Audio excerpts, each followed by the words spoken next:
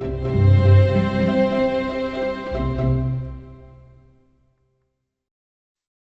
you, and good morning, everybody. It's really nice to be here, and I was thrilled to get the opportunity to come and present at this session today.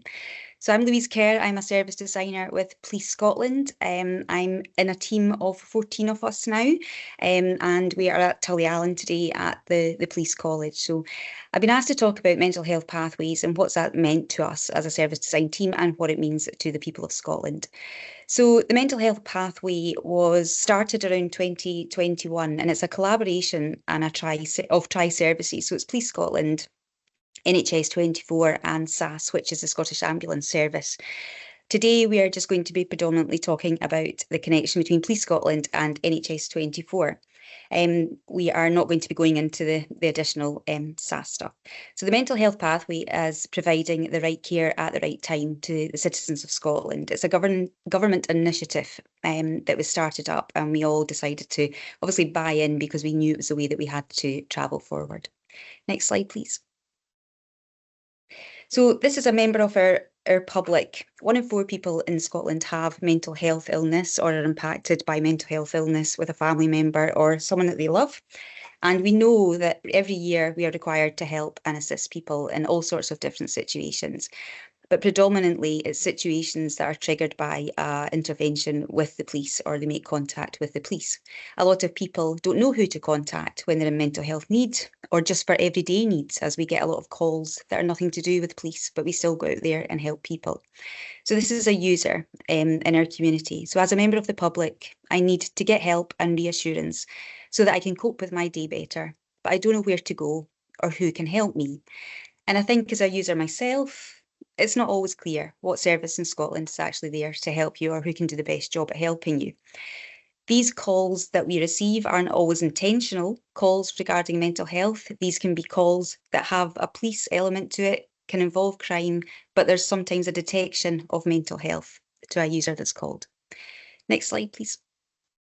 It is like a game show, isn't it? Next slide, please. The mental health pathway is a collaboration, as I mentioned earlier, and it connects people who phone the police demonstrating the need for mental health support, who'd be better supported by mental health professionals out with policing situations. And identifying the need and gaining a positive view from the user, we don't like to say that they have given their permission. We say now that they have a positive view, as in they would like to engage in the service. Police Scotland make referrals to NHS's 24 Mental Health Wellbeing Hub. You can see from the diagram down the bottom here. So Police Scotland, it's the 101 calls. Sometimes calls come via 999 as well, and that they're not emergency situations. They're still dealt with by the same call handlers. So we listen, we care, we assess, and we respond accordingly. So as you can see, the little police van up the top, we still do prompt responses where that is invoked by the user. We can transfer calls to NHS 24 and they are helped by the right profession at the right time. And we can also inform people and give them signposting onto breathing space. The mental health nurse practitioners that you can see down there at the bottom were embedded into our main 3 service centres, which are in Bilston in Edinburgh, Govan in Glasgow, and Motherwell in Motherwell. So we have been funded these mental health nurse practitioners by the government, and that was initially for 2 years. However, the contract's just been extended so we can keep them in-house for longer, which is how this will become even more successful. So this was set up in 2021 initially, and we thought we'd got it right. We had the mental health nurses in place and we were getting people some help. Next slide, please. The problem space, though. As service designers, we always know when there's a problem. The police officers knew there was still a problem with this. The service wasn't working in the way in which it was intended, or to the levels and the volumes that we assumed that it would. Referrals to NHS 24 were still lower than expected, on average 158 per month, and we'll go on to talk about what percentage that is of the calls that we receive within Scotland. So as you can see there, 3.2 million contacts a year Police Scotland receive, and 93% of those still to this day are by voice call. We don't have a massive digital presence currently, and people take reassurance from speaking to somebody verbally over the phone. So 93% is still what we're dealing with by voice. So 248,000 calls per month. So there's massive potential in there.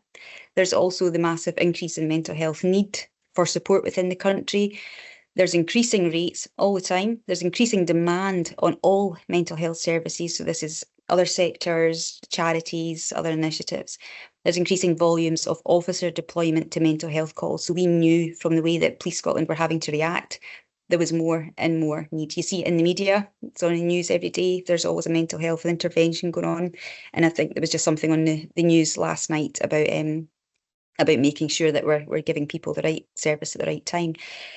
Also, an increasing amount of officer time spent at A&E for mental health. So on average, our officers can sit in A&E for 6 to 7 hours waiting to hand over somebody that's in need of help, hand over. So it's a lot of officer hours that we're using for that service. So we knew with the parameter of the 3.2 million calls, 158 per month just didn't feel right. NHS 24 over in Cardonald at their mental health hub, the service was working. We identified that, but they said, why aren't these calls coming in thick and fast?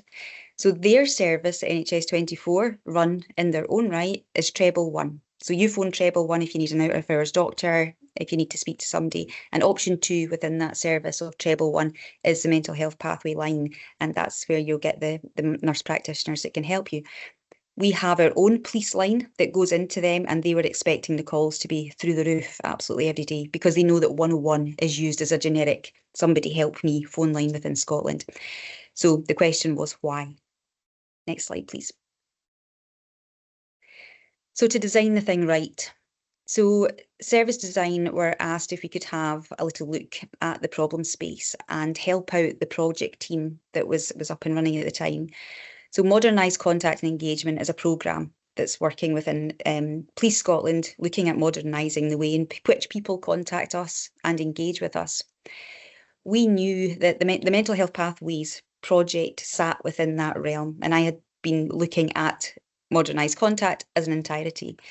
We were asked to have a look at the mental health pathways because there's something wasn't quite right. So our objective was to gain a shared understanding of what wasn't working well within that service. We hosted a couple of joint evaluation workshops with Police Scotland and NHS 24 Mental Health Hub, and we explored what hadn't worked within the initial service and obviously what had worked as well. And we developed a shared understanding of those known problems. We evaluated and the research that had been done as well. So Progressive is a third-party research company that we had in, and they were asked to, can you speak to the users? How far down this line can we get? It wasn't our place within Police Scotland to go out and speak to the users. It's a really fine line for us. These users are sometimes vulnerable, don't necessarily want to speak to police. You know, it's not something that they're comfortable with. So we used Progressive as a third party to do that and to do that knowledge capture for us. And they come back with some very good results. You know, people were getting help and it was an improved service from what we offered before. So it kind of started to trigger our ideas. Maybe the problem isn't with the service the user's getting. Maybe there's a problem somewhere else. So we led some user research with Police Scotland's Contact and Control Centre. So we have 3 of the main ones over Scotland. They're in Edinburgh, Glasgow and in Motherwell that I mentioned earlier.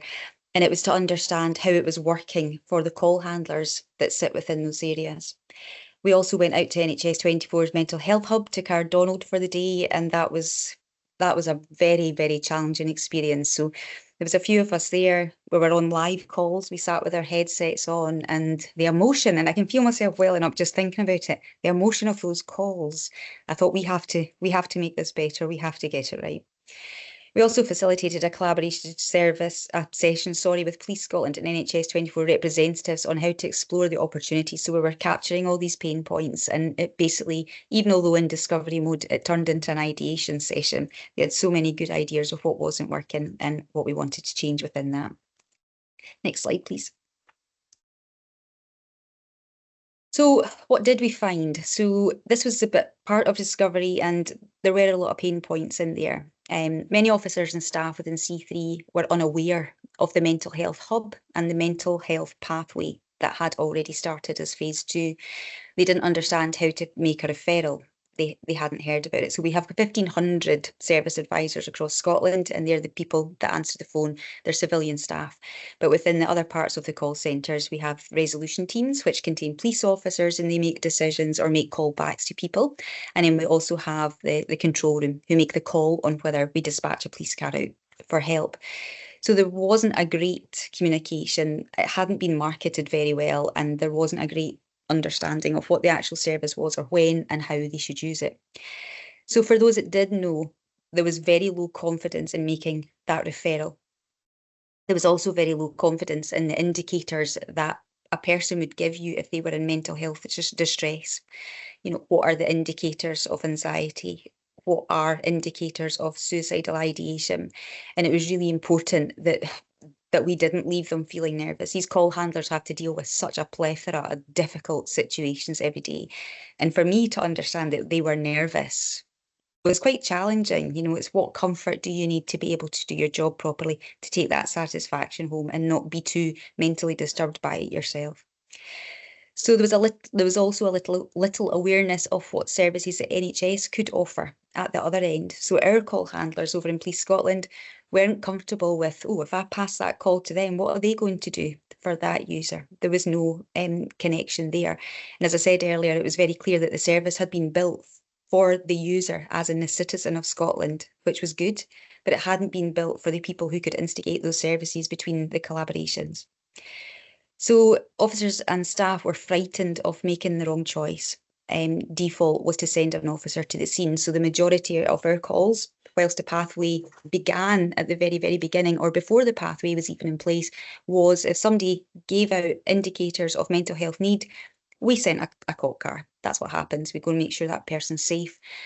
However, you can imagine what that was doing to our local policing capability, and the statistics behind that were going absolutely through the roof.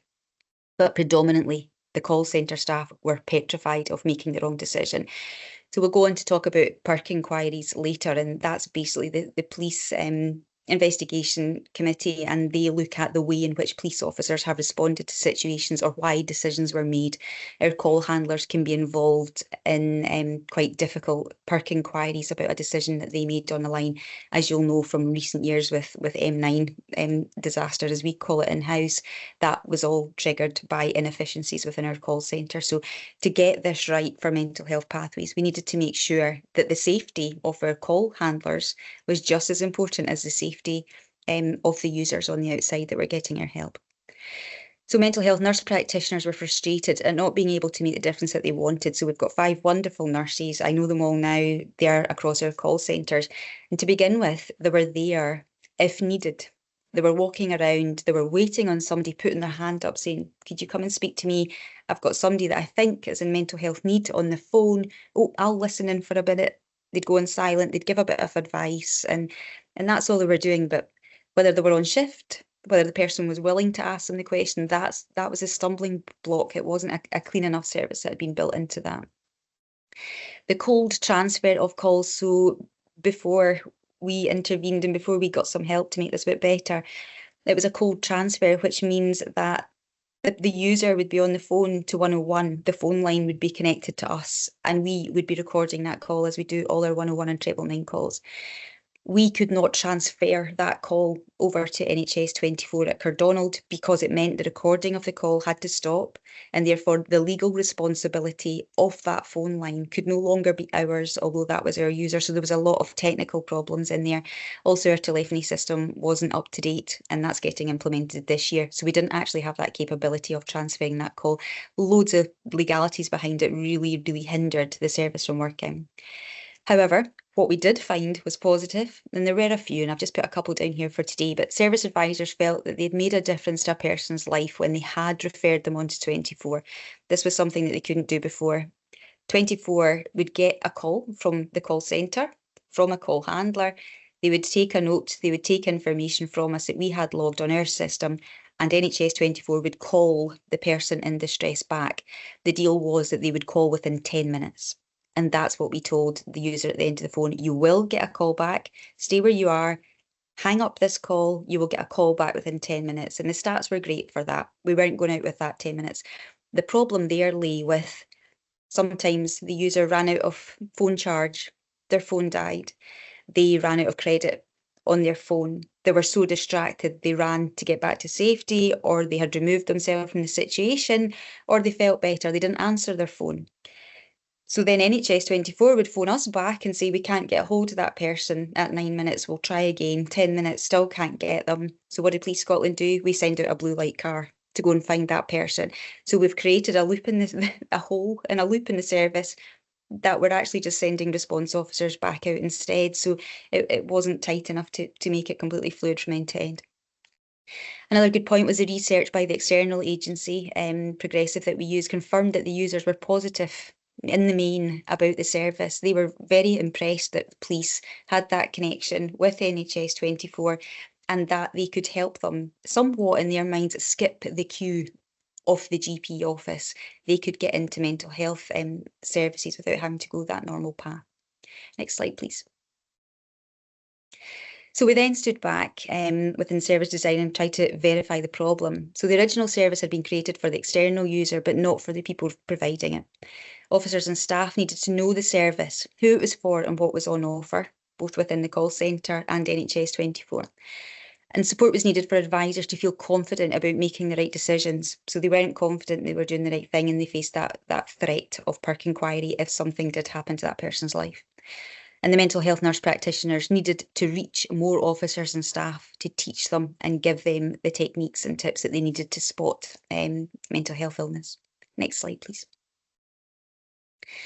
So then service design stepped into the defined stage. So what we did was the project team that was set up to handle the changes within the mental health pathways were made up of officers, service centre staff, team leaders within there, and we also had some other people that were there deliberately to drive the pathway through. So predominantly, even although we had done all our discovery work and we'd assisted them in that and the workshops, we stepped into the define mode and we really did hold their hands on what stages they were going next. They were a very engaged team. They were very up for doing something differently. And it was really bugging the hell out of them that they couldn't get to the bottom of this problem because the service was ineffective. It was working. So we started to train them on how to use service design techniques. We created user journeys with them. We wrote user stories for them. We created blueprints on the as-is service. So that was phase 2 of the pathway that was currently in place. And we identified pain points for them. And they became very proficient at doing these techniques. They had to go out and do this across different call centres. And they really started to pick up on what we were doing. So at the same time for us, we were trying to improve that service. We were also trying to train our staff and officers in really good techniques of being able to drill out your problem space. So this allowed the project team to understand what the people delivering and using the service needed. We facilitated thematic analysis sessions with the project team to make sense of their findings and prioritise the areas for change. There's so much more that could have been done, but we will go on to look at different phases in the future. So we supported the project team as well as they focused on training opportunities to develop the need of the people delivering the service. And that was it did become the biggest part of this was a training facility that had to be set up. Next slide, please. So this is us into the good part, as we like to call it. So designing it right into development. So we hosted the final synthesis and prototype session and we came up with our how might we outcomes. So the 3 most prominent ones, and there were others, but how might we recognise and understand mental health conditions? How might we help the public get the right support? So what was the technical steps within the process that we had to make sure were correct? And how might we tell people about the mental health hub? So this is one I always struggled with. I wanted to shout from the rooftops. I wanted it printed on buses. By the way, we can help you. Phone 101, we can get you to the right service. And then had to step back and go, wait a minute, it's not actually our service to deliver. And we are just a mechanism, a courier pigeon to get you to the right place at the right time. So we had to step back from being too overexcited about telling the country, well, thank you, telling the country that we had this capability. And it just became a bolt-on to all the capabilities that Police Scotland currently do. So we prototyped, we had a great prototyping session, as you can see here, and this is actually the final solution. So this is where it all stemmed from, was this brilliant model that was made at that session. We also tested here as well. So we tested using the the prototype, and we'll go on to talk about the model that was built from this, the actual mental health pathways framework. But within this prototype, we tested 9 calls. So we had 9 telephone calls that had been made. There were live calls, there were real people. We transcribed those, made them into scripts, and we set it up in a room within one of the call centres. We had police officers involved, service centre staff, with some of the service design team, and we just wanted to rerun those telephone calls and see what would happen. So on phase 2, which was the precursor to service design coming in, we tested what would be the response to that user if they made that call before we make any changes. So there was 9 test calls. 8 of those test calls, the reaction from Police Scotland was to blue light a police car with officers to the location of that person. 1 of the 9 calls was transferred through to the mental health hub at Cardonald. So proportionately, it wasn't looking too good for the mental health pathway. However, the service advisors weren't in doubt that they hadn't made the right decision. That person was now safe, or they were getting the help, or they were getting the support, or taken to hospital. You know, we were interacting. Therefore, the pressure had been removed off the service advisor. It now belonged in the arms of local policing. But that's moving a lot of demand onto local policing. So we then, with the new framework that was devised from this prototype, we then went on to run those 9 calls again. And to lots of cheers and excitement in the room once it had been done. The person went on, they pretended to be the person in mental health need. The call handler responded to it, and they used the framework that we had helped devise through the blueprinting process. Out of the 9 calls, all 9 of them were sent to the mental health hub at Cardonald. No response cars were sent to any of those calls. So we knew that we were onto something. Well, thanks. We knew that we were onto something, and that was the bite moment for us. That was there's a difference to be made in here. Next slide, please. So this is the outcome. So following the continuous engagement from service design, the project team were confident in redesigning that service. And we were informed by the insight from the design process. This is what the project team went on to do. So as you can see in the top right hand, and I've got the very article here in my hand, this is commonly known as the Mental Health Desk Aid. We produced an enhanced red, amber, green mental health framework to assess the need of the user and decide on a suitable response from Police Scotland. Within the sides there, and the picture's deliberately small because we didn't want to share too much information, but we have a red, amber and green here. The red is basically questions that the call handler would ask, indicators of mental health and supporting questions that they would ask, and then how to help them make that decision. So an immediate response would still be kept within the realms of Police Scotland, and that would go nowhere near the mental health pathways. Over on the other side, we've got green, and green is basically, this person isn't in distress at this moment, however, they are showing signs of mental health.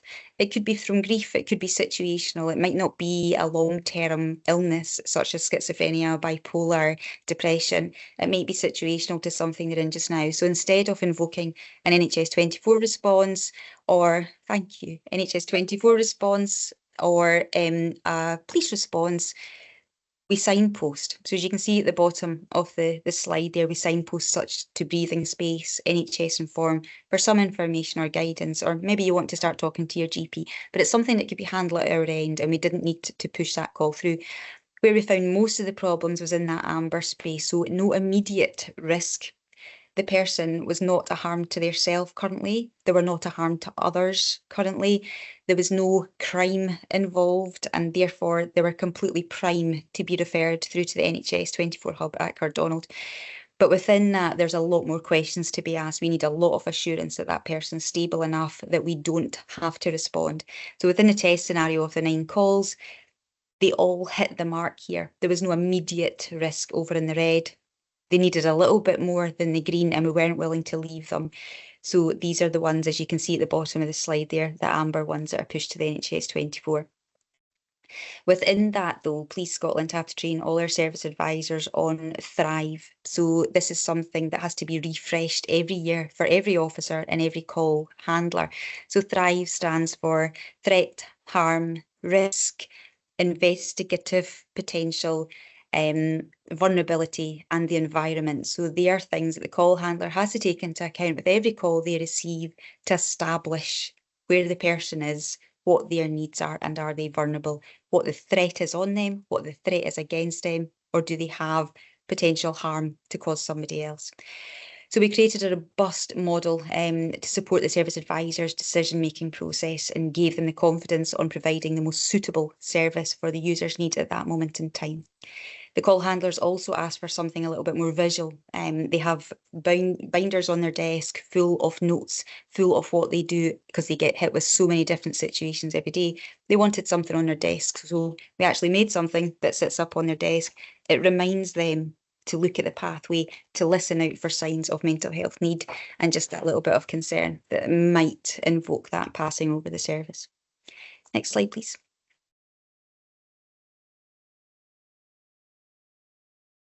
Thank you. So the outcome in the delivery space was over a very long period of time. So it took 14 months. So every call handler, resolution team officer, and area control room officer and staff had to be trained on the mental health pathway. As you can imagine, for a force of our size, it was a lengthy process, it took a lot of planning, and it took a lot of logistics. So the main cohorts were sent to Tullyallen here in Fife, and they were trained for an entire day.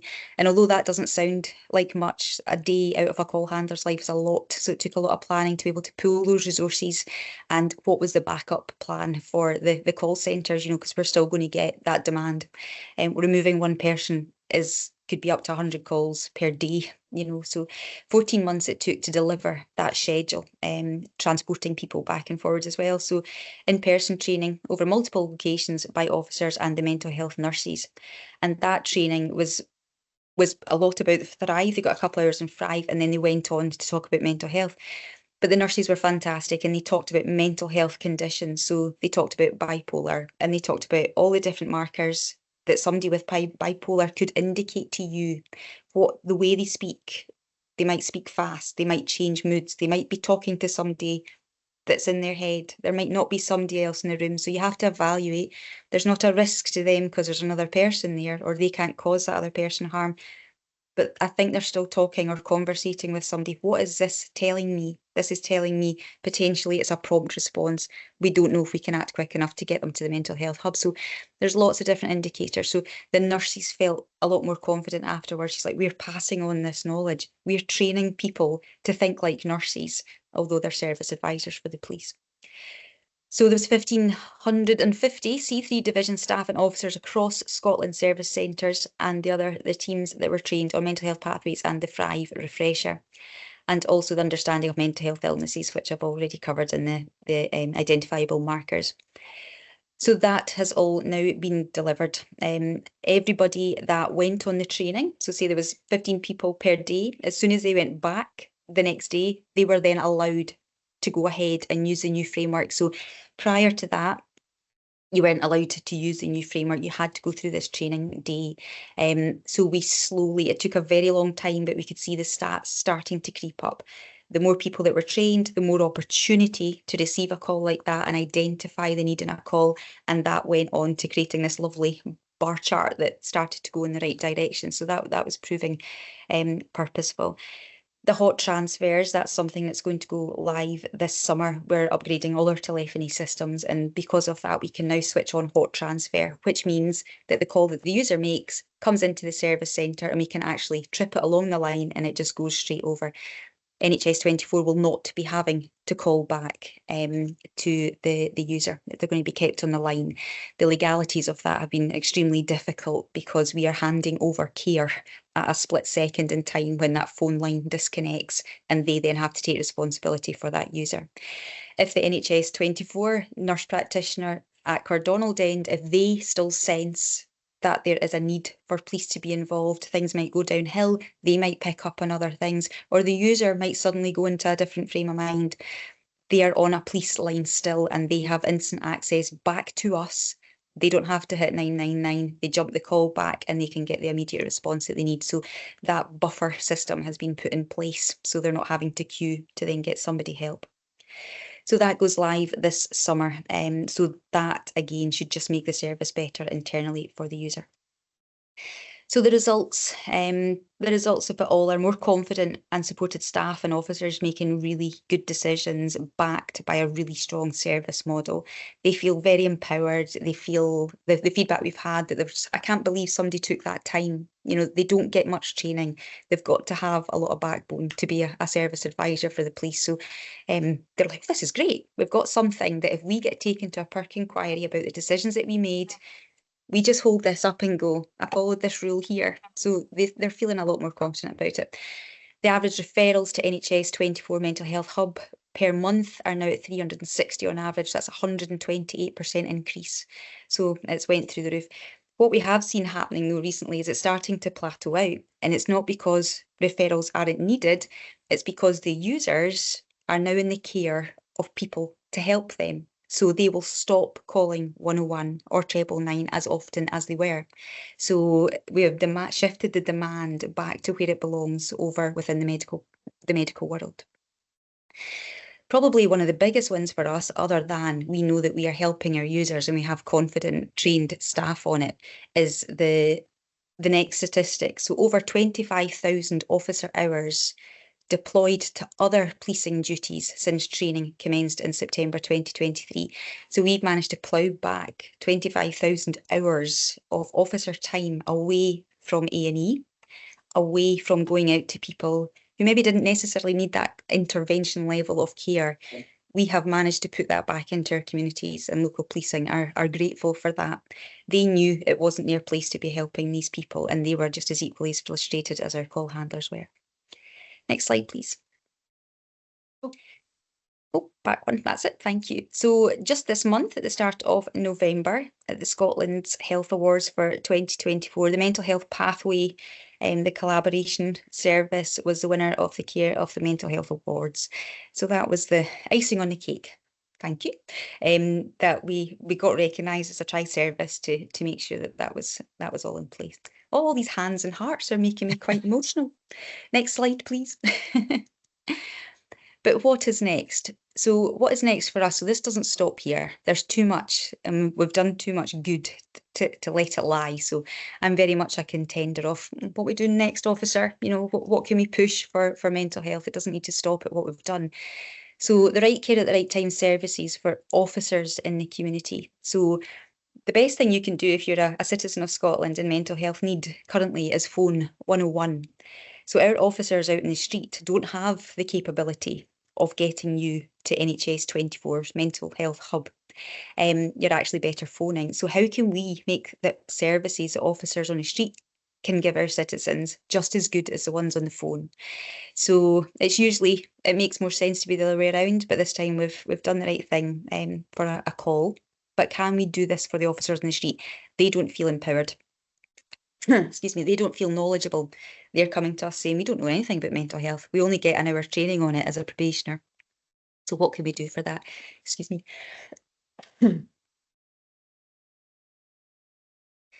So that's getting carried forward as part of one of our programmes at the moment, and I'll very much keep my eye on that.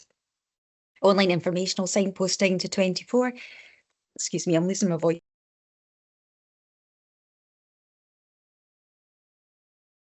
So what can we get on our website?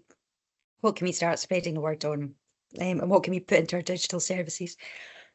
And there's also some high intensity users as well. So these are people that call 101 constantly. We know that they're vulnerable people. The call handlers know what time of day they call. And we understand that they need a little bit more support. So how can we do that through our emergency calls? What partnerships can we build with other collaborated services to see how we can lessen the blow for them and get them moved over into the right level of care that they've not necessarily been feeling that they get? So I suppose I should have said a bit of a trigger warning at the start of this presentation, but obviously we're talking about mental health, but I just added this on at the end. If anybody needs that support, please go to 111, and it's option 2 for the mental health hub. The staff over there are absolutely phenomenal. I have no idea how they can do that day in and out. But yeah, very, very impressive stuff. I hope you never need to call, but if it's there, it's a phenomenal service. And over on the left, we have the briefing space and contact for the Samaritans. And I think that's the last slide, Elizabeth. It is indeed. Excellent.